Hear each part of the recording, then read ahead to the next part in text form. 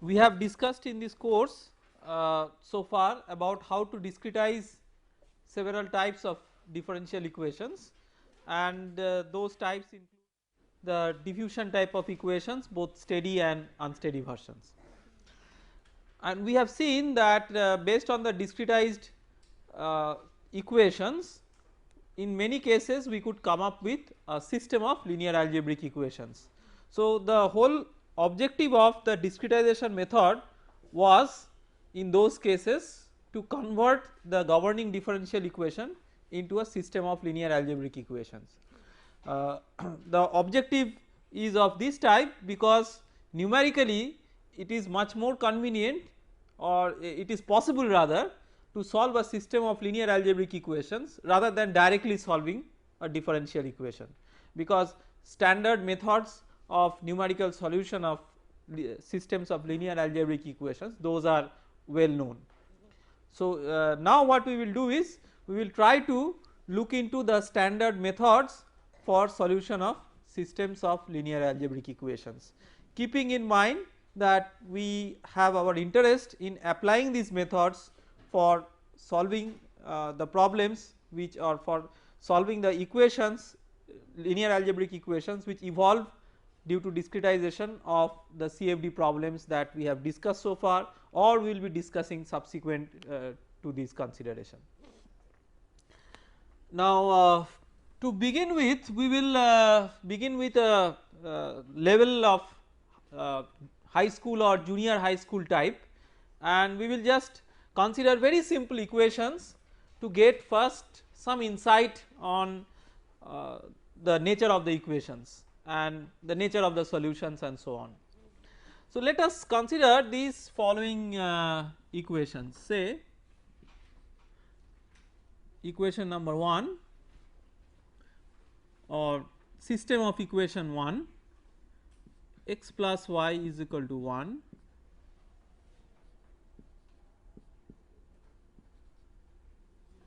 or let us make it 2.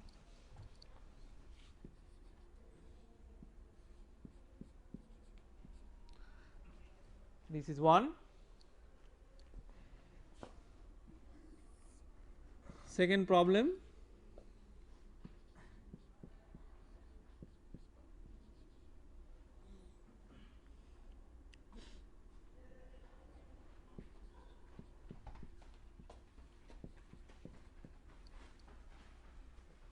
okay. Third problem,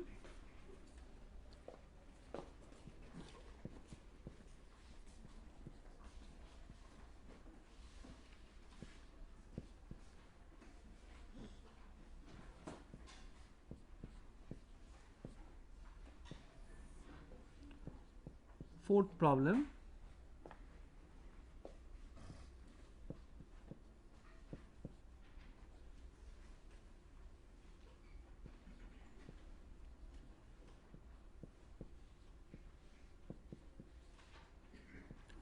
and a fifth problem.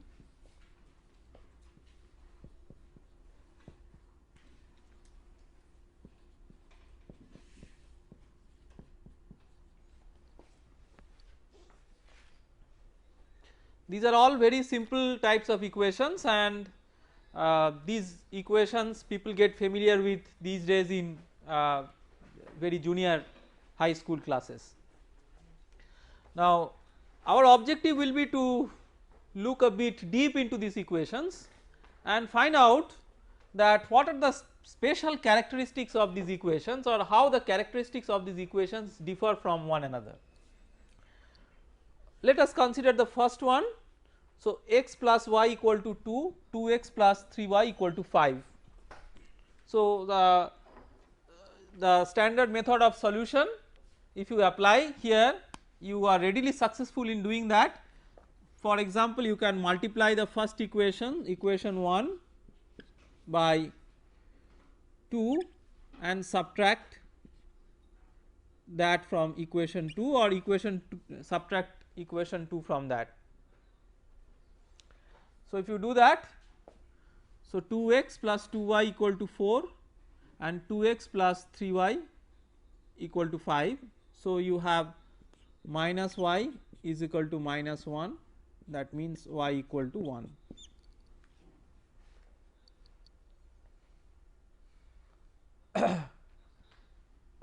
This one you can now utilize in equation 1. So, equation 1 will give you x is equal to 2 minus y, that is 2 minus 1 is equal to 1.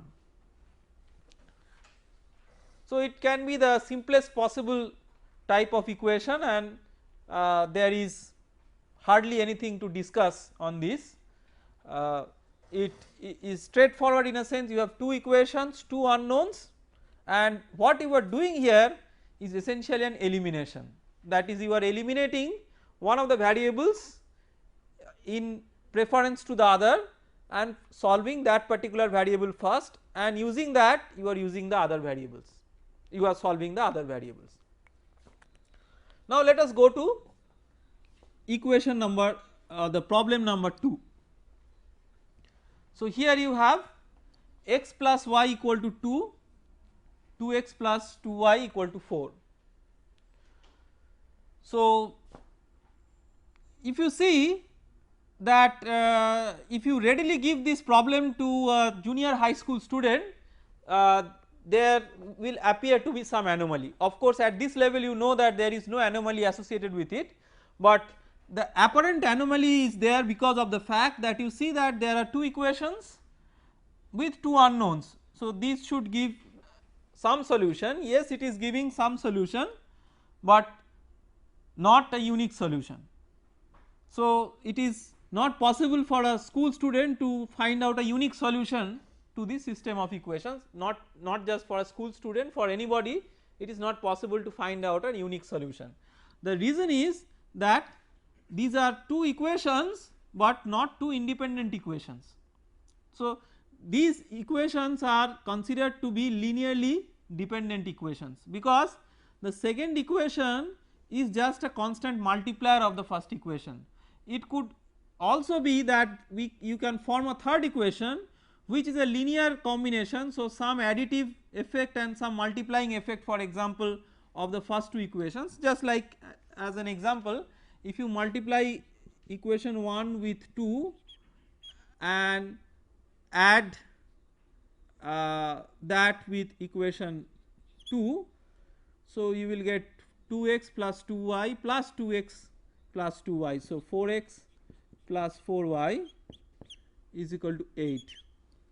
Again you have designed an equation which is elusively new, but it is not a new equation, because it is not a linearly independent form of an equation disregarding the existence of the previous two, a linearly dependent form of the previous two existing ones, and even the second one is a linearly dependent version of the first one. So effectively no matter you can go on writing so many equations based on this, but effectively you have only one independent equation with two unknowns. So here you have number of independent equations less than the number of unknowns, that is what you have to remember.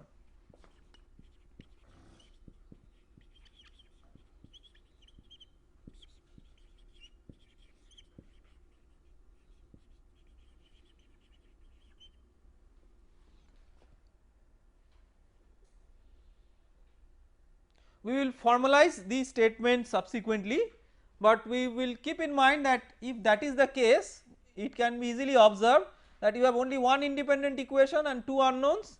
So you can have infinitely large number of possible solutions.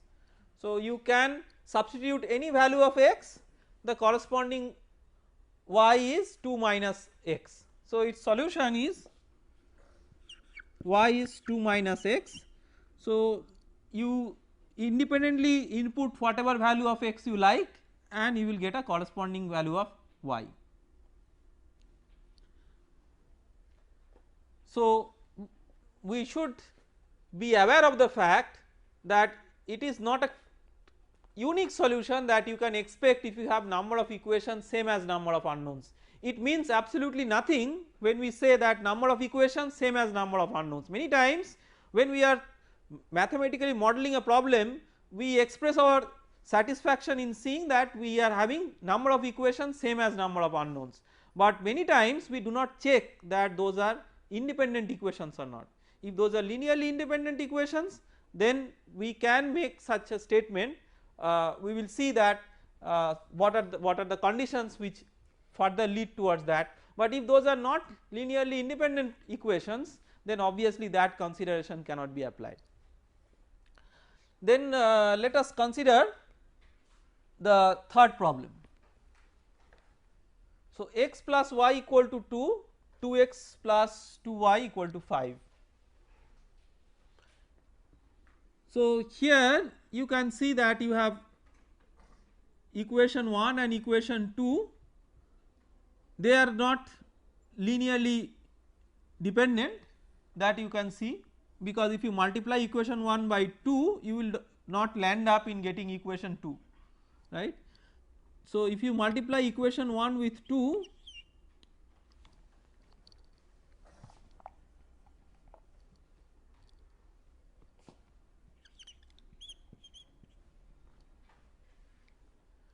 what you get? If you multiply equation 1 with 2, you get 2x plus 2y equal to 4. From equation 2 you get 2x plus 2y equal to 5. So, if you want to equate these two, you will end up with 4 equal to 5, right. So, obviously these do not have a solution. So, the situation is you have number of independent equations 2, number of unknowns 2, but you do not have any solution.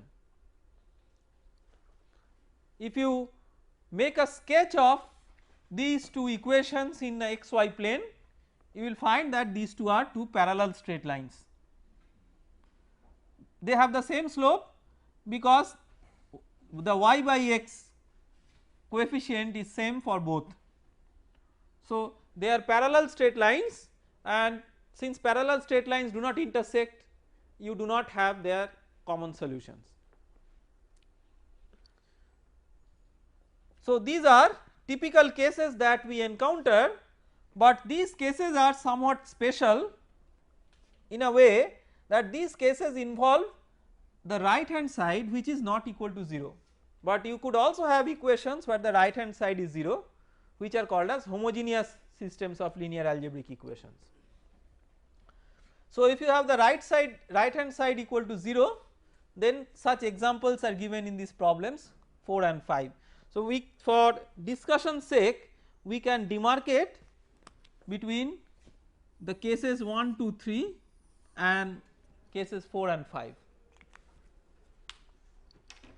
So, for case 4,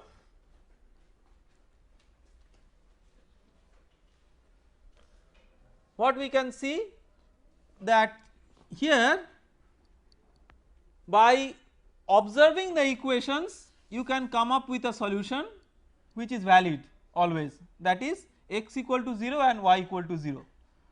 So, x equal to 0 and y equal to 0 trivially satisfy these two equations, and that is why it is called as a trivial solution.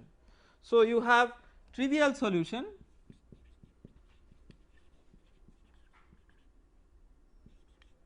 but are there non-trivial solutions? You do not have any non-trivial solution. Whereas, if you go to the example 5, you have again the issue of linear dependence coming into the picture. X plus y equal to 0, 2x plus 2y equal to 0 is a multiplier of equation 1 with 2. It is not a linearly independent version, it is just a dependent version of equation 1. As it is so, we can write this equation system solution as y equal to minus x. So, this also has a trivial solution, x equal to 0, y equal to 0, but beyond that it has infinite number of non-trivial solutions. So whatever is the value of x, you can have the corresponding value of y as minus of that x. So infinitely large number of solutions will exist.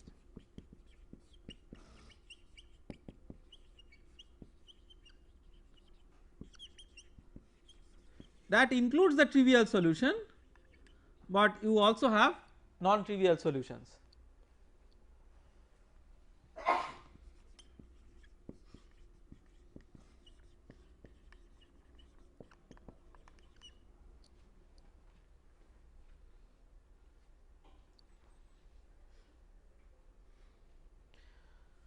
Now these are certain observations that we can get from very simple systems of equations.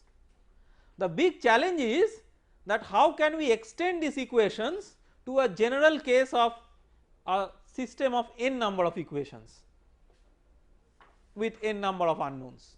How can we extend or extrapolate these concepts? To do that, what we will consider is we will consider a matrix form of these equations. So let us again come back to the equations one after the other. So equation 1 has a matrix form 1 into x plus 1 into y, 2 into x plus 3 into y. So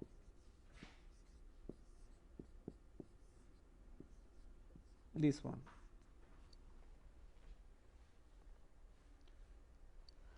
You can clearly see that the distinction between cases 1, 2 and 3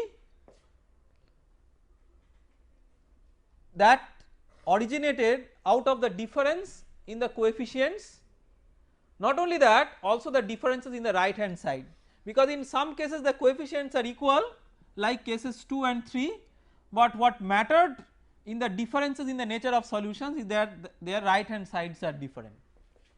So it is important to characterize the coefficients, also it is important to characterize the differences in the right hand side. So we can write a unified representation where we write the coefficient in one side and also we just make a partition and write the right hand side together with it. So this part where you have just the coefficient, which is this same as this one, this is called as the coefficient matrix.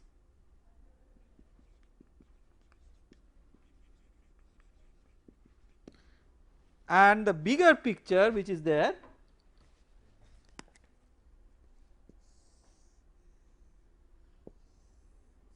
that is called as augmented matrix,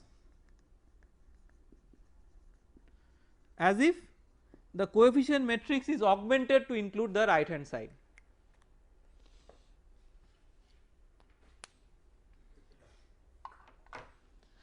So for the case 1, let us identify what is the rank of the coefficient matrix and what is the rank of the augmented matrix.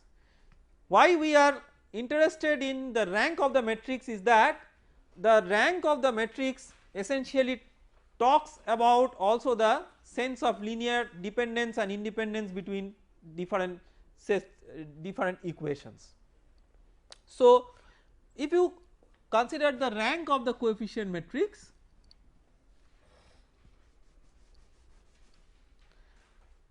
let us recall that what is the rank of a matrix. If you have a matrix of rank R, that means there are two things that need to be satisfied. So let us note that rank of a matrix is R if it has at least one non-zero minor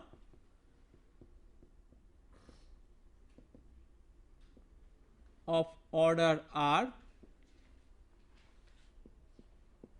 all minors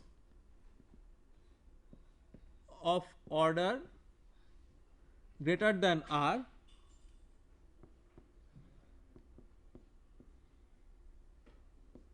vanish, that is become 0.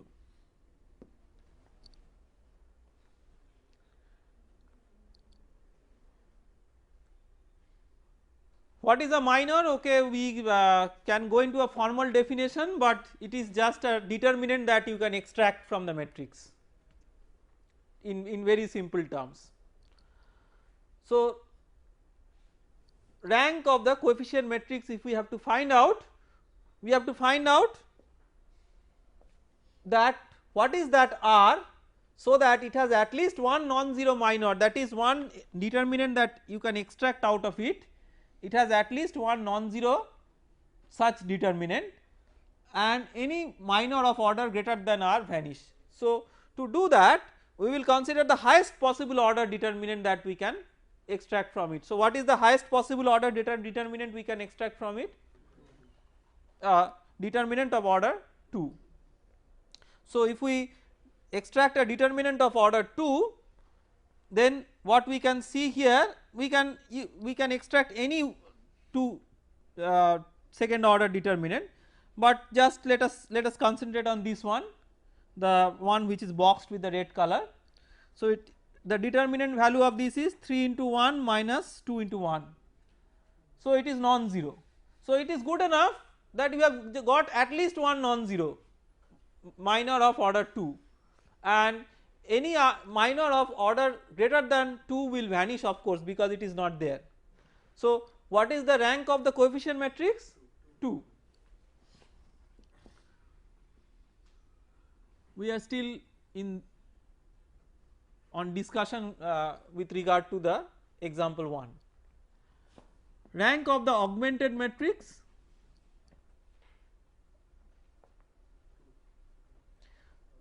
that also is 2, because you can extract say some 2 by 2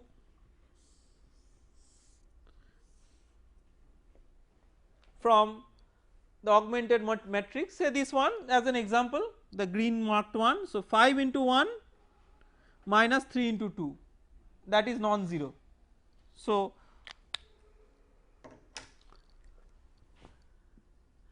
the observation is rank of the coefficient matrix equal to rank of the augmented matrix equal to 2. This 2 is equal to our n, where we have considered that you have n number of equations with n number of unknowns. Let us do the same exercise for the example 2. So, let us write the coefficient and the augmented matrix. Coefficient matrix 1 1 2 2, then the augmented will include 2 and 4.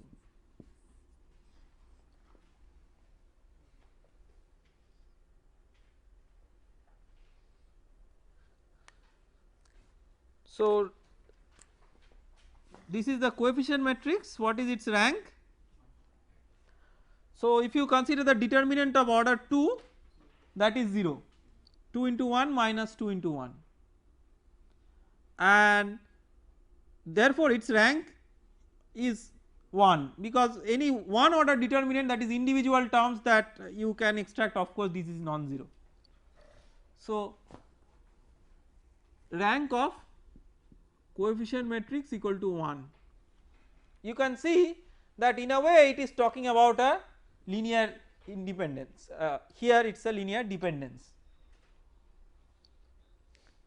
Rank of the augmented matrix, so of course in the augmented matrix you can extract this determinant, but you can also extract other determinants which are non-zero, right. For example, this one, but here that is also coming out to be 0. So, that shows that you can have the second equation as a perfect multiplier of the first equation, because you can see that when will the determinant be 0? You will have the determinant 0 when it may be possible that there are 2 rows and the rows are identical, right. So here instead of the rows being identical, what you have? You have one particular row as the other row with a constant multiplier 2. So if you extract the multiplier out of it, then what it becomes? Then what it becomes is that the two rows are the same.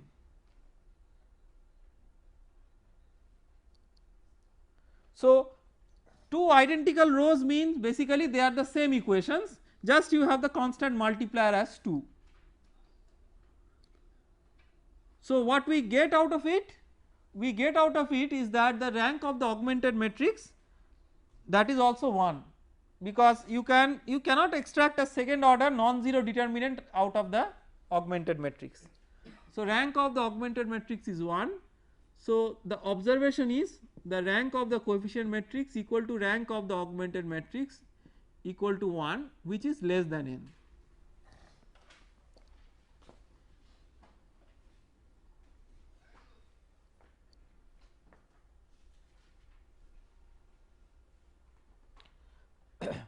Then let us consider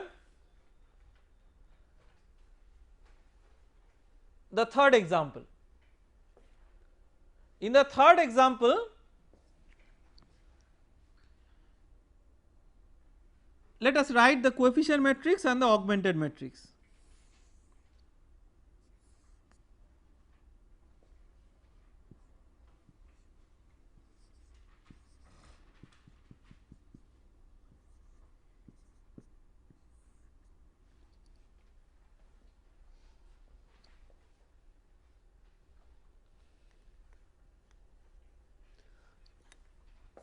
So let us mark the coefficient matrix with the red box as we have done earlier.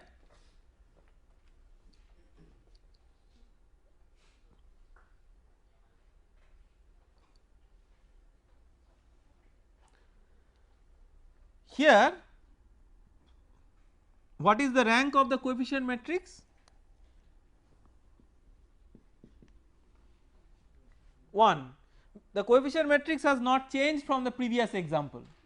So the rank of the coefficient matrix still remains to be 1. What is the rank of the augmented matrix?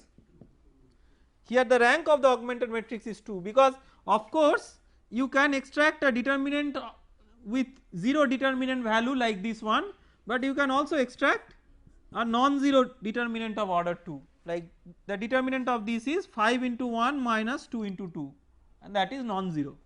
So that means rank of the augmented matrix is 2. So rank of the coefficient matrix is not equal to rank of the augmented matrix.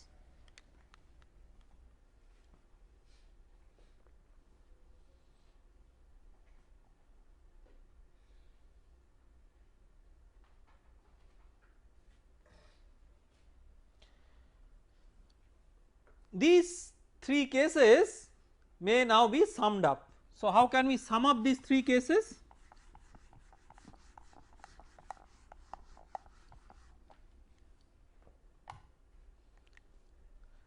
For a system of non-homogeneous equations, which are examples 1 to 3, there are three possible cases. Rank of the coefficient matrix equal to rank of the augmented matrix equal to n. What is its consequence? If that is the case, then that will give you a unique solution.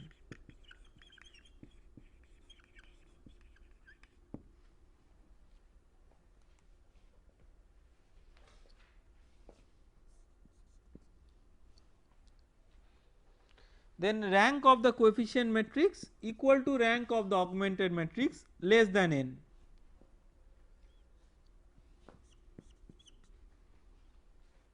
This will imply infinitely large number of solutions.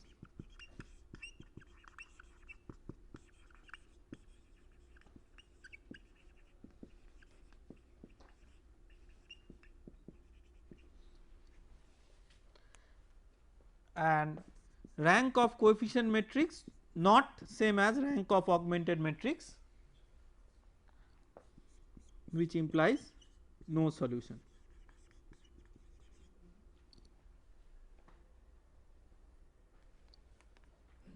So, this is for non-homogeneous equations. Now, let us try to get the corresponding inferences for homogeneous equations. Now, when you consider homogeneous equations, you have to keep certain important things in mind. The first thing is that there is no requirement of putting any augmented matrix here, because right hand side is 0, right hand side will have no contribution. So, we can just infer on the nature of the solution based on the coefficient and determinant of the coefficient matrix. So, in example 4, the coefficient matrix is 1 1 2 3. What is its corresponding determinant? It is not equal to 0, whereas in case 5 that corresponding determinant 1 1 2 2, so determinant is equal to 0.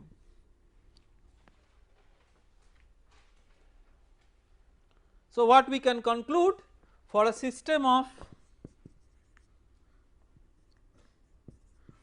homogeneous equations, remember both homogeneous and non-homogeneous, we are considering only linear algebraic equations, not non-linear. For a system of homogeneous equations,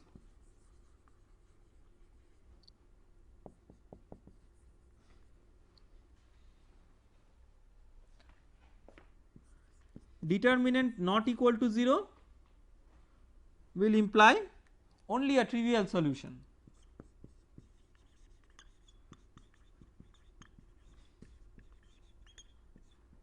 Zero, and determinant equal to 0, this implies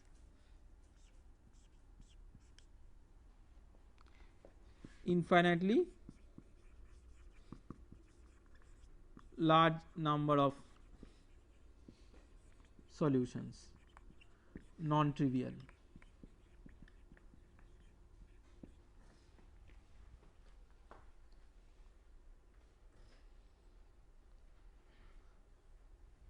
So, what we have got at the end, these are certain rule bases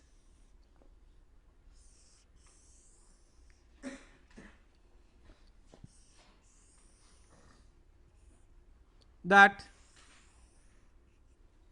you have learned through your elementary courses in linear algebra, and this is a brief recapitulation of that. The whole objective of going through this very simple route or well understandable route of coming up with these kinds of inferences is that let us not consider these as certain rule bases which cannot be retrieved if you have forgotten it. So, you can see that through very simple examples you can retrieve very easily that what can be the nature of the solution given you have found out what is the rank of coefficient and augmented matrix for non-homogeneous equations and the determinant of the coefficient matrix for homogeneous equation. So, you need not forcefully remember these, you can see that very easily you can recover from simple examples of systems of algebraic equations with just 2 equations and 2 unknowns as a matter of example. Now, why we are going through this exercise? We are going through this exercise because we have say obtained some discretized equations. Now, the discretized equations have given rise to certain system of linear algebraic equations. We need to first assess that what is the nature of the solution. For example, if you have a system of non-homogeneous equations and then you are assessing the solution and you are getting that rank of coefficient matrix equal to rank of augmented matrix which is less than n, say this case you have obtained, that means it may not be a well posed boundary value problem. So, somehow if you had a differential equation you can always discretize it into a system of algebraic equations, but where is the guarantee that it is well posed? So, we have seen that one of the hallmarks of a well posed boundary value problem is that it will have a unique solution when you solve it. So that uniqueness of the solution will be disturbed if you could have infinitely large number of possible solutions, and that means you can suspect that perhaps there is something wrong with the definition of the problem itself rather than like your mechanical exercise of discretization. So the nature of solutions of a system of equation, assessment of that, to me it is a very critical thing before solving the equations itself, because that will give you a clue and an insight on what you can expect out of the solution of the equations.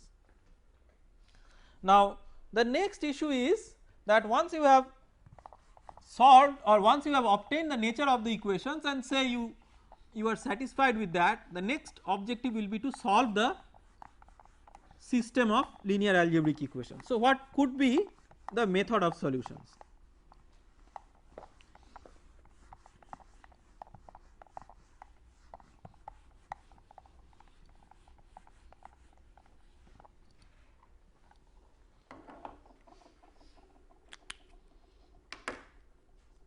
So now we will discuss on the solution techniques for systems of linear algebraic equations.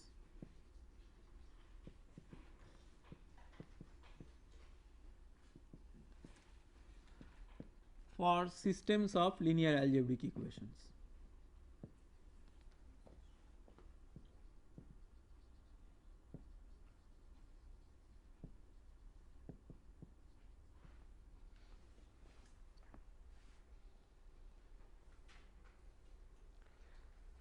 Broadly, the solution techniques are of three types. The first type is called the elimination method.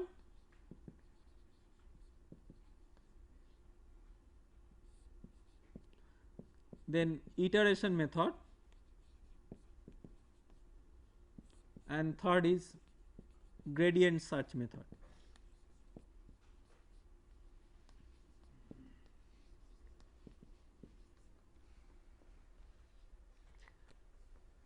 We will cover some aspects of all these methods to whatever extent and to whatever details possible within the scope of this particular course, but we will start with the elimination method because that is the most intuitive one, and then we will talk about the iteration method. The gradient search method is based on an optimization technique, and we will see that how that optimization technique also leads to the solution of systems of algebraic equations, and our initial effort will be on the elimination method. So elimination method.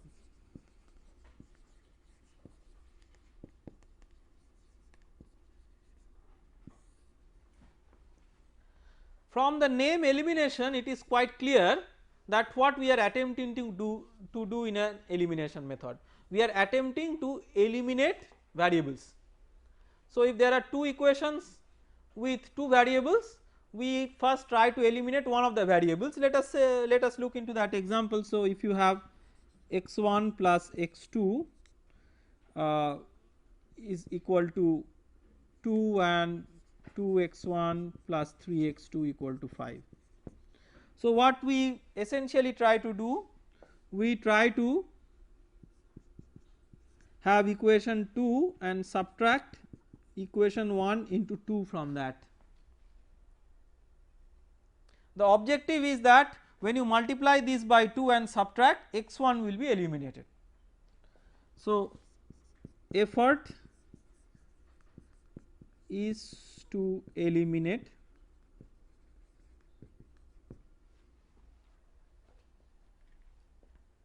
so in this way, if there are three equations, let us take an example with three equations, x1 plus x2 plus x3 equal to 3, 2x1 plus 2x2 plus 3x3 equal to 7, 3x1 plus x2 plus 2x3 equal to 6.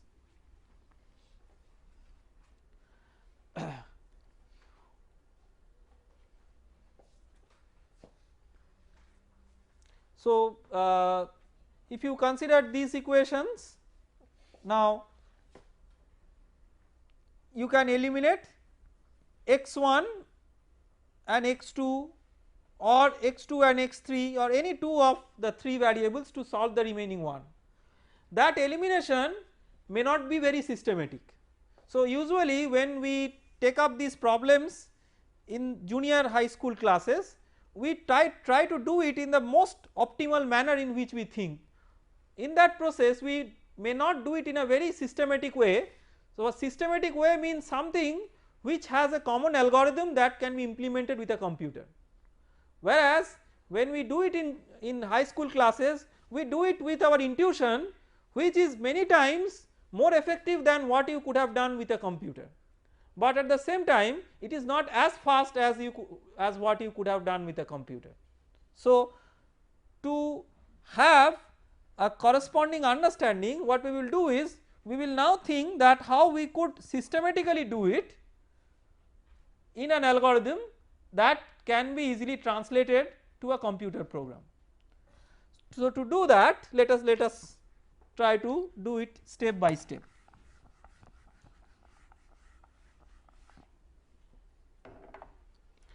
This is equation 1, this is equation 2, this is equation 3.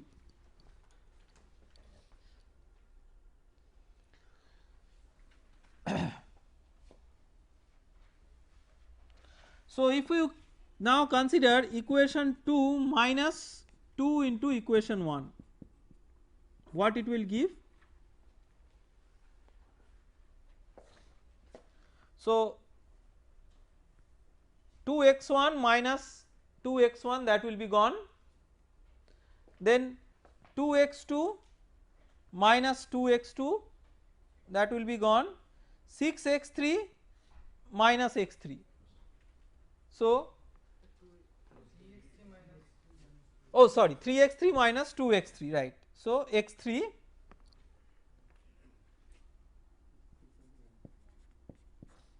equal to 7 minus 6, that is 1.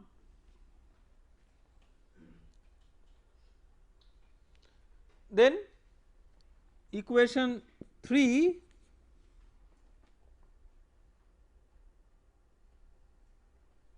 minus 3 into equation 1, so that this 3x1 this term is eliminated. So, what you get? So, 3x1 then 3x1 gone, 3x then x2 minus 3x2 is minus 2x2, then 2x3 minus 3x3, so minus x3 is equal to 6 minus 9, that is minus 3.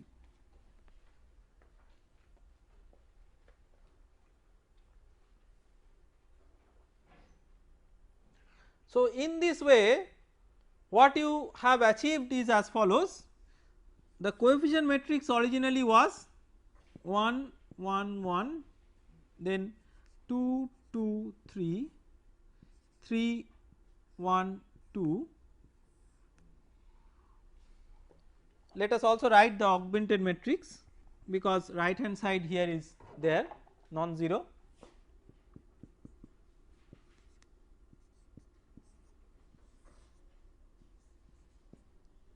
So, this is now transformed to 1 1 1,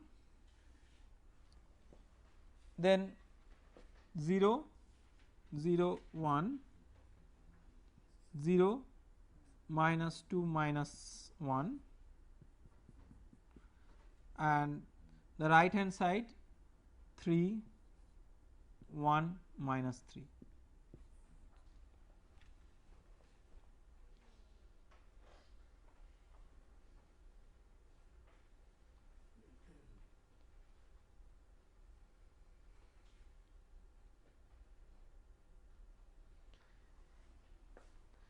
So what has happened in this particular example is a very special case.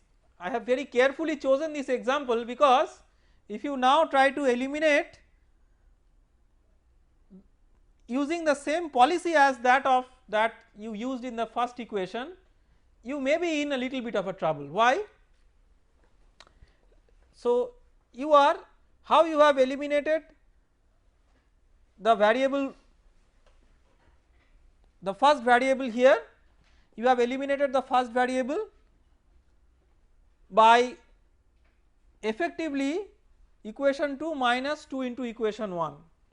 So we will see that equation 2 minus 2 into equation 1 when you say, then equation 1 has a coefficient which has a particular characteristic, it is bounded by some values, but you do not expect that to be 0.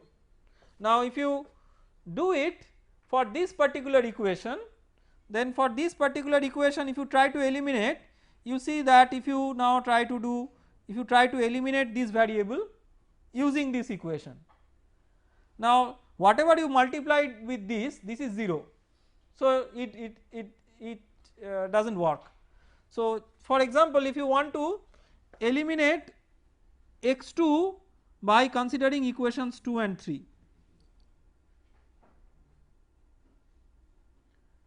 then I mean how do you do that? If you consider the elimination of this particular column, here you can see that what you have eliminated, you have eliminated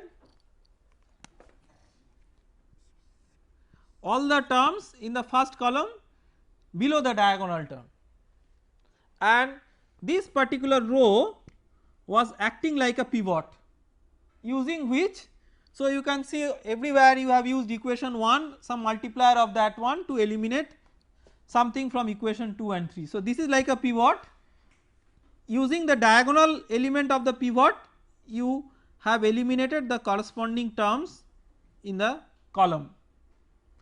The same thing if you want to do equation 3 minus this one, then you see that like minus 2 minus whatever into equation this one, that will remain as minus 2. So what could be a way out? You could interchange the order of the equations. So you could also reorder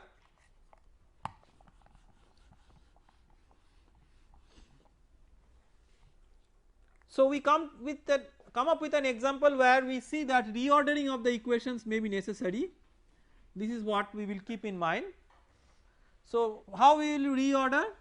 We will keep x1 plus x2 plus x3 equal to 3, 3x1 plus x2 plus 2x3 equal to 6, and 2x1 plus 2x2 plus 3x3 equal to 7.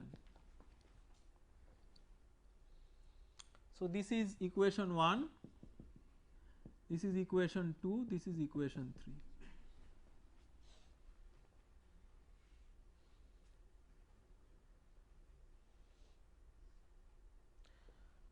So then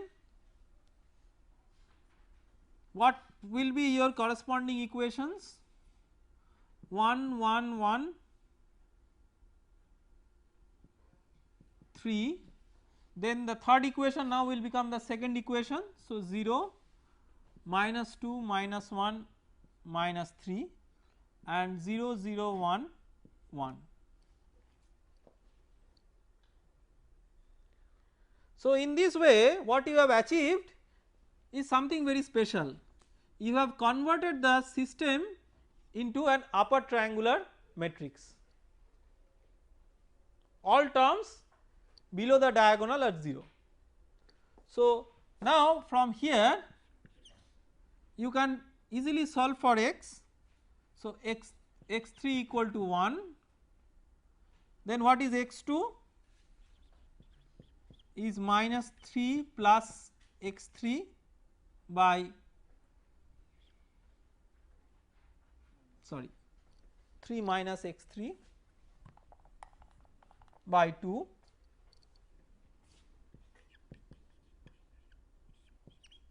that is 1, and what is x1? 3 minus x2 minus x3, that is 1.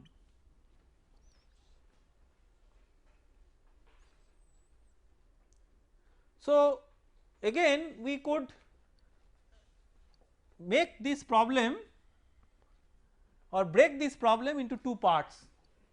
One part is forward elimination,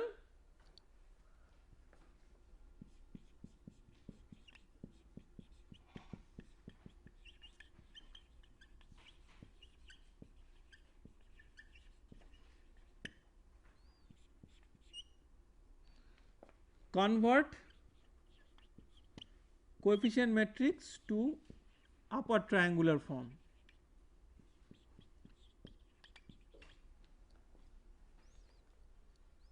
So, in that process you have eliminated many variables, so that finally you will get x3 equal to what? In general, for a system with n number of equations, xn equal to what? So, that is part 1, and part 2, once you have found out what is xn or x3 in this example, using x3 you have substituted that back into the second equation to get x2, and these two back in equation 1 to get what is x1. So, backward substitution.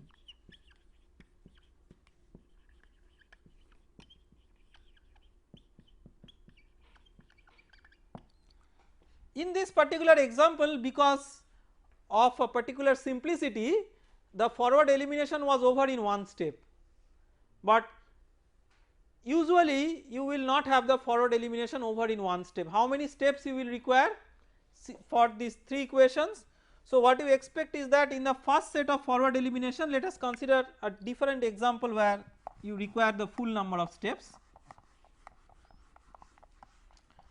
Maybe let us change one of the coefficients, say let us make it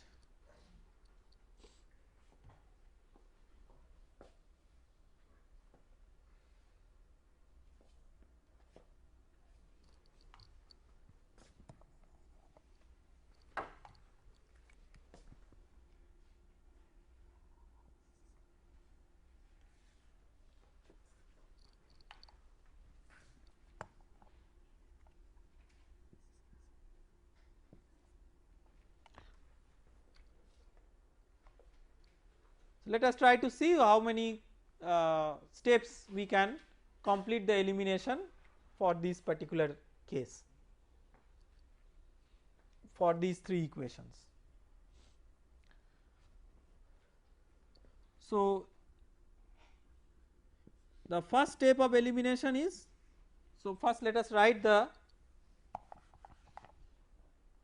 coefficient matrix 1 1 1 2 1 3 3 4 2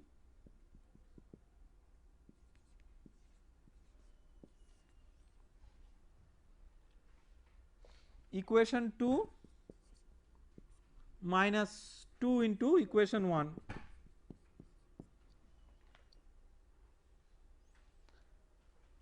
So, you will have x2 minus 2x2 is minus x2,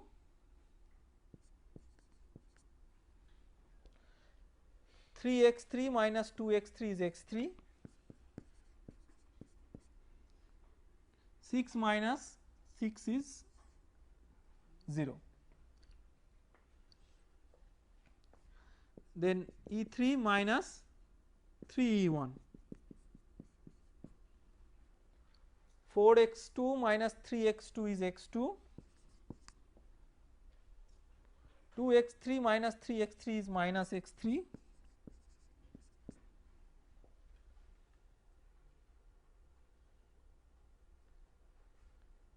is equal to 9 minus 9 equal to 0. What you see here? So, this is not an improved version of the problem. This is where I am trying to show you through repeated examples that the equation may look like to be elusive, I mean it may just be a change of coefficients, but you can see here that the elimination method will fail here also. It will fail not because it does not have a solution, but it has infinitely large number of solutions. So it shows that equation 2 and equation 3 are not linearly independent.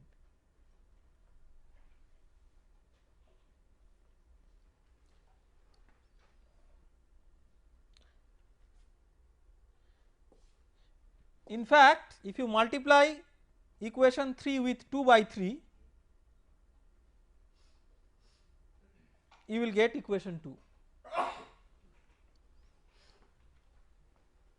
Is it or no?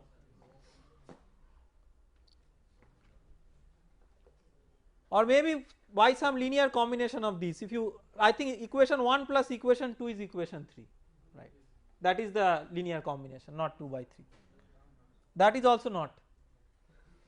Then what is the linear combination, you tell?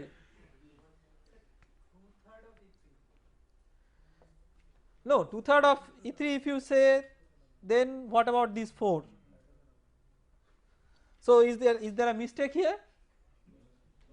There is no mistake here. Then what is the linear combination, you find it out. So there must be some linear combination, because essentially, yes, 5E1 minus E2, right, 5 into 3 15 minus 6, so 5 minus 3 is 2, 5 minus 1 is 4, 5 minus 2 3, very good. So 5E1 minus E2 is E3, so there must be a linear combination, and because of this linear combination, see, it is not so easy to find out what is the linear combination if you have not worked out yourself the linear combination, but somehow it will be revealed that it was a linear combination because of the fact that you come up with same equations. So the elimination approach will fail. So we have seen two examples where the elimination approach does not work straight away, it either goes through a twist where you require a reordering of the equations, or it will fail altogether. Now in the next lecture we will see that there are many more examples which are much more straightforward, and where you can directly use the elimination approach through the forward elimination and backward substitution and find out the solution of the systems of equations, and we will consider one particular systematic algorithm for that one, that is the Gaussian elimination method, that we will take up in the next lecture. Thank you.